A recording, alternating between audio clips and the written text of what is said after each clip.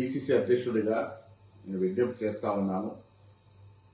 నిన్న మంత్రి గారు మాట్లాడిన విషయంలో ఒక సినీ ప్రముఖుల విషయంలో ప్రస్తావించడం, వారి మనసు గాయపడడం, ఇదంతా జరిగిన పినమట పార్టీ ఆదేశాల మేరకు మంత్రి గారు బేషరతుగా వారు వాడిన మాటల్ని వెనక్కి తీసుకోవడం జరిగిపోయింది.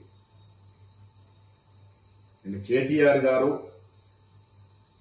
ఒక మహిళ అని చూడకుండా ఒక మహిళా మంత్రి మీద ఒక సోదరుడు సోదరిమణికి వేసే విధంగా పూలారం నూలుకోవు దండ వేస్తే విపరీతంగా చెడు మార్గంలో ట్రోల్ చేయడం, ఎప్పుడో మాటని ఆడియో రిలీజ్ చేయడం, ఆ సందర్భంలో క్రోధోక్తులైనటువంటి మంత్రి గారు కొన్ని కామెంట్స్ చేయడం, అంతకుముందు మంత్రి గారి మీద కేటీఆర్ చేసినటువంటి వ్యాఖ్యలు కూడా మీరందరూ గమనించి ఉంటారు. ఏది ఏమైనప్పటికీ ఎవరి మీద ఎవరు వ్యాఖ్యలు చేసినా, ఎవరు నొచ్చుకున్నా ఇది తెలంగాణ సమాజానికి మంచిది కాదనే ఉద్దేశంతో మంత్రి గారు బేషరతుగా ఆ వ్యాఖ్యల్ని ఉపసంహరించుకున్నటువంటి సందర్భం. ఆవిడ ట్వీట్లో పెట్టినారు, మీరు కష్టపడి పైకొచ్చిన తీరు నాకు ఆదర్శప్రాయము, అలాంటి మిమ్మల్ని నేను అభిమానిస్తా ఉన్నాను, నా మాటల్ని బేషరతుగా నేను వెనక్కి తీసుకుంటున్నాననే మాట చెప్పడం జరిగింది.